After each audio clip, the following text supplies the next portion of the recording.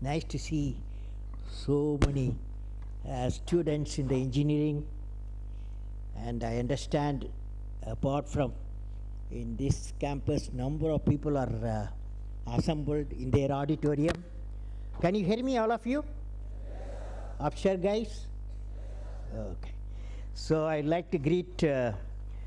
Vasudev Gade, Vice Chancellor, University of Pune, and Mr. Ram Bagale, President, Citizen and Chairman, NIRLP Group, Mr. Pramod Chaudhary, Chairman, Organizing Committee, DIPEX, and Professor Dr. Anil Sahasrabudhe, Director, College of Engineering Pune. On his invitation, I am here with you, friends. Friends, I am in the campus. It has completed 159 years of existence, giving education to the Pune and surrounding people. And what is 159 years? What does it mean, 159? You are all engineers, you know, 159 years. The earth follow rotates one axis. How much time it takes? How much time it takes? Then you got day and night. This follow orbits around, earth follow orbits around sun. How much time it takes? About 1 year. That means this College of Engineering Pune have orbited around the sun 159 times.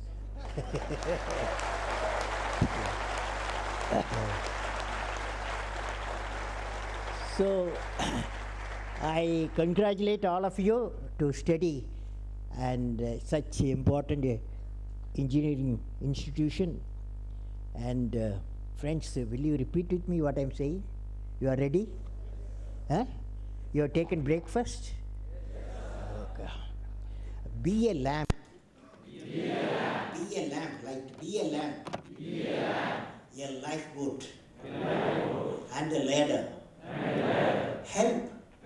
Someone's soul heal. Help. Someone's soul heal. Walk out of your house. Let us support. As a happy man. As a happy woman. Okay, friends, this is 13th century Persian poet, Sufi poet Jalaluddin Rumi. Now, dear friends, I am indeed delighted to address the students of College of Engineering and other neighboring colleges of Pune. My greetings to the faculty members, students and staff of all participating colleges. I also greet all the members of DIPEX on the occasion of Silver Jubilee celebration. When I see a large number of youth today, particularly engineering youth, who are the future leaders, I'm thinking what thoughts I can share with you. Let me share my thoughts on the topic, dynamics of leadership. The topic next 20 minutes I'm going to talk to you. Topic is dynamics of leadership. Now friends, what is leadership? If you ask yourself, finally, a definition of leadership I am going to give you, okay? Carefully hear me and I may ask some questions also. Every one of us gone through various phases of education from childhood to profession, all of us who are assembled here. I visualize a scene. What is that scene? A child is a life problem. I visualize a scene, a child, a teenager, an adult, and a leader are appearing before me. How does each one react to the particular situation? Who are the partners in the whole affair? A child, a teenager, an adult, and the leader are appearing before me. How does each one react to a particular situation? The situation is human need. Some human need is there. How the child reacts, how the teenager reacts, how an adult reacts, and how a leader reacts. Now the child asks, what can you do for me? Child asks, what you can do for me? The teenager says, I want to do it alone, leave me. I want to do it alone. The young person, reasonable fellow, the young person proclaims, let us do it together. But what the leader says, the leader offers, what can I do for you? What can I do?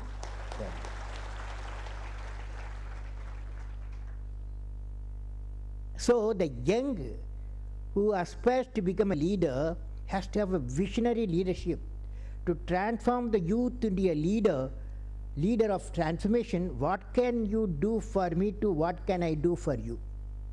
That's the essence of leadership.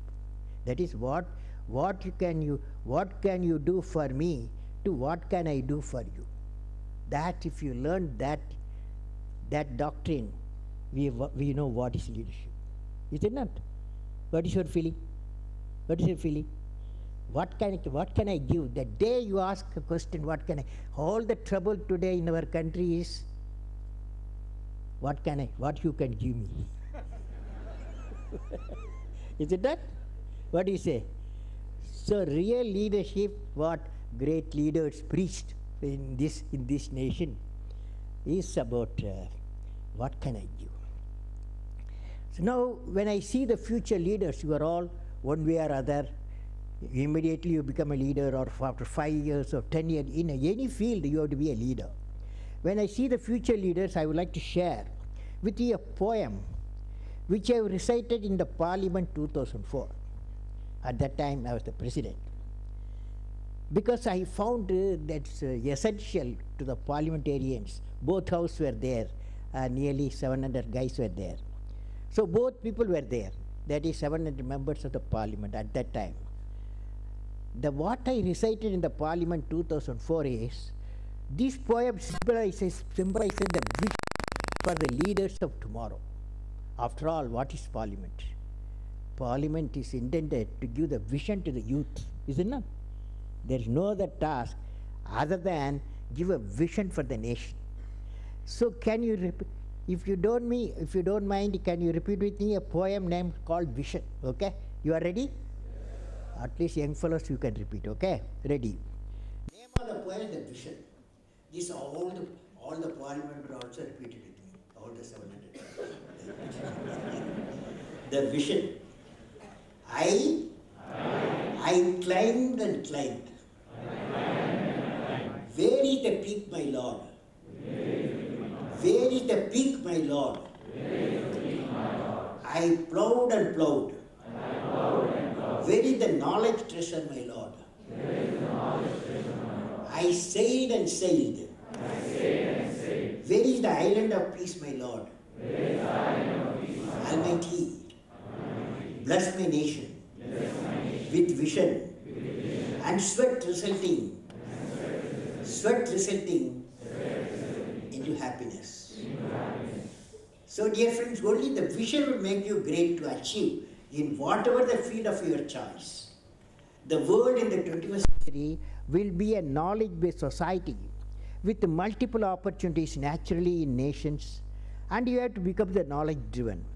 What kind of leadership traits is needed to lead the country during the 21st century knowledge-driven society? Let me share with you thought what worked yesterday will not work today. What worked yesterday will not work today. That is the point I want to convey to young fellows. What worked yesterday will not work today. I was studying a book, Empires of the Mind by Dennis Waitley. I don't know how many of you read Empires of the Mind. It's a beautiful book. It's a paperback. You must read this book. And in your library it may be there, Empires of the Mind by Dennis Waitley. This book gives what type of new world which we are facing now, what was yesterday and what is today. I have modified a certain points of the author to suit the discussion of today depending upon the young audience I am having.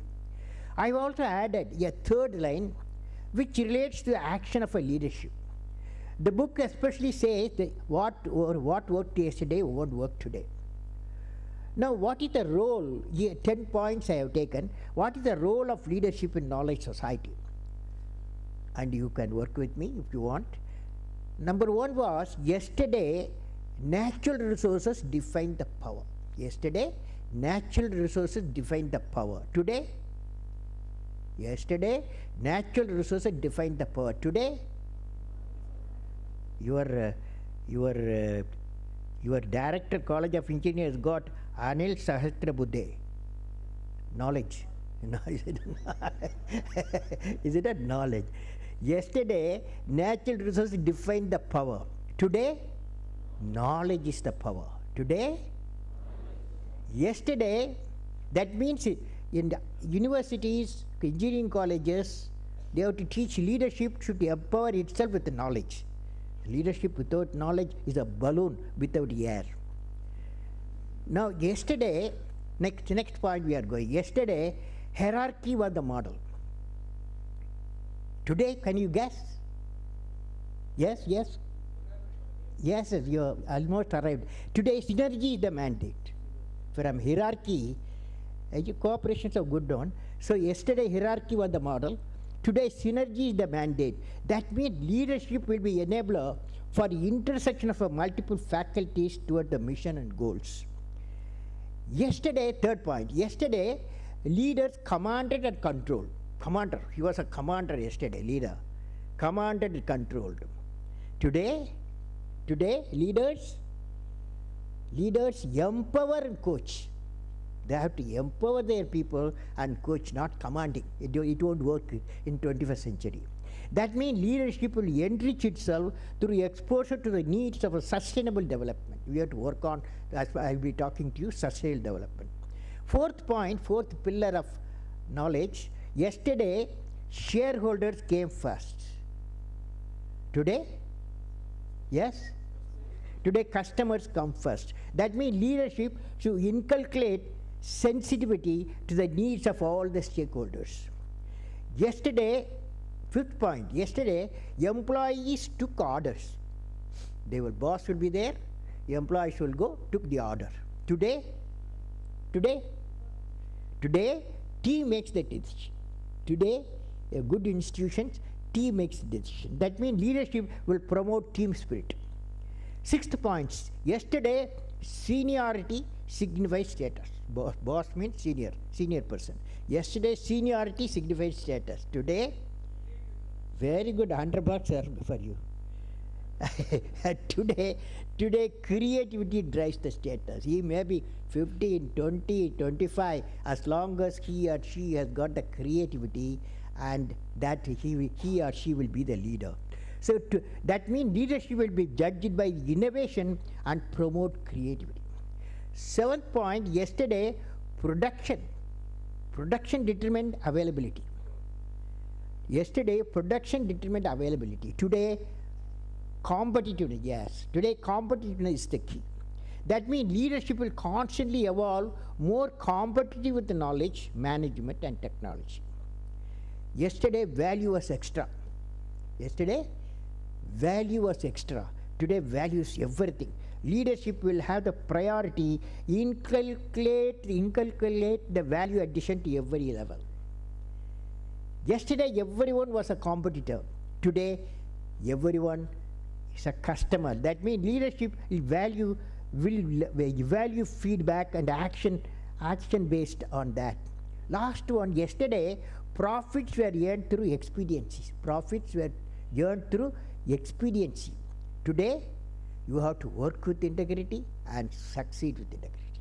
21st century leaders, one of the greatest quality to all of you, okay? You have to work with integrity and succeed. If you repeat with me, are you ready? I will work with integrity, and succeed with integrity. You know, I was giving this oath to 120 IAS officers in Mussoorie. So I asked them to take this oath, okay? All of them took the oath. I will work with integrity, certain decibel level. When I said I will succeed with integrity, decibel level went low. So I hope you guys, your voice was good. Okay. That means leaders will work with integrity and succeed with integrity and act as a promoters of such culture in their subordinates. Friends, I will discuss with all of you some examples, living example, past examples of leadership of different forms. Certainly the life of these great human beings which I am going to talk to you will inspire all of you to have an aim in life, which gives motivation to acquire knowledge continuously and make you to work and work hard and finally succeed with perseverance, and we evolve into a knowledge society for 21st century. I am going to discuss the great qualities of leadership: nobility, forgiving capacity. A leader, great qualities of leadership: nobility, forgiving capacity, the love for clean environment, high-tech leadership, and above all, compassion towards fellow beings. This is the specification for a great leader. What are the specifications? Nobility, forgiving capacity, the love for clean environment, high-tech leadership, and above all, compassion towards fellow beings. If you have all these components, all of you, that too I see so many of you, and sitting here in many engineers, various parts of this Pune, and all of you have this quality. We have arrived. India has arrived. Okay. So friends, now I am going to take a well-known story, but I have worked with some of them. Now, Mahatma Gandhi and Nelson Mandela, the great political leadership with nobility. I could not, nobility when I see, I could not get anywhere else. Mahatma Gandhi only I have to go. Now, I had a unique experience a few years back that reveals how a great leader can inspire whole of India. I happened to meet in Delhi the granddaughter of Mahatma Gandhi, Mrs. Sumitra Kulkarni. She narrated me an incident about her grandfather. I asked her, in your life as a young girl, you would have worked with, you have lived with Mahatma Gandhi. Can you narrate one incident, good incident all of us will remember and get inspired? Then she told one event. What Mrs. Sumitra Kulkarni said, granddaughter of Mahatma Gandhi, she said, each day, as you are all aware, she said, Mahatma Gandhi ji used to have a prayer meeting at a fixed time in the evening in New Delhi.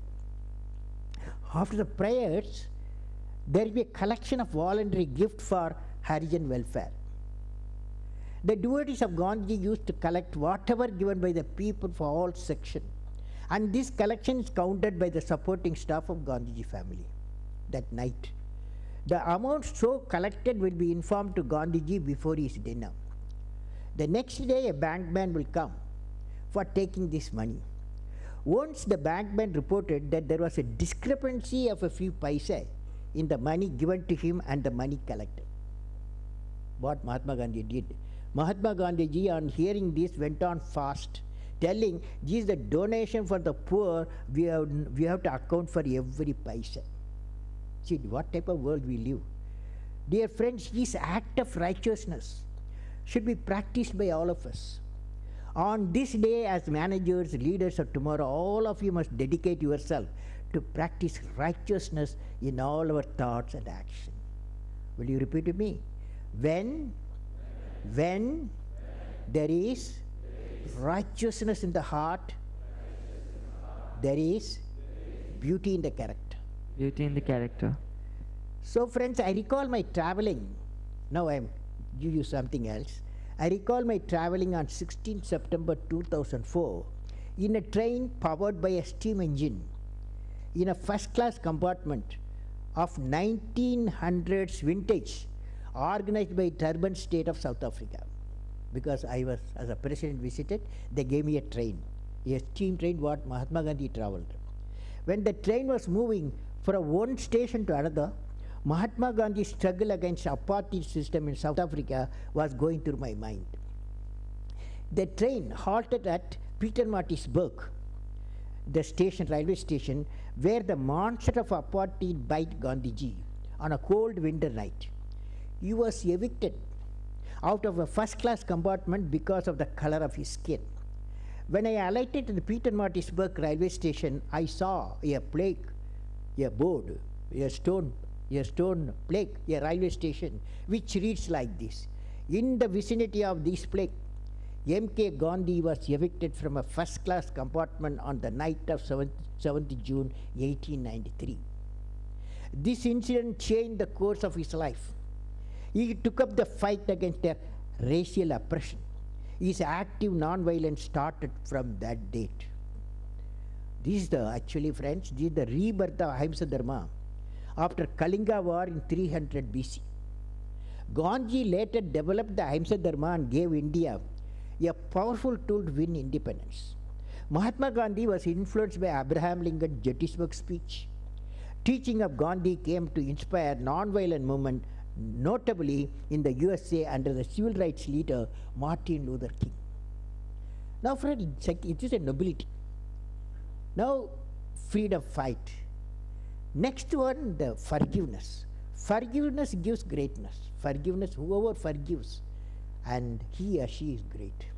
When I was standing at the Pietermaritzburg railway station, my thoughts were hovering on two scenes which I experienced in South Africa. One scene was Robben Island, where Dr. Nelson Mandela has been imprisoned for 26 years in a very small cell.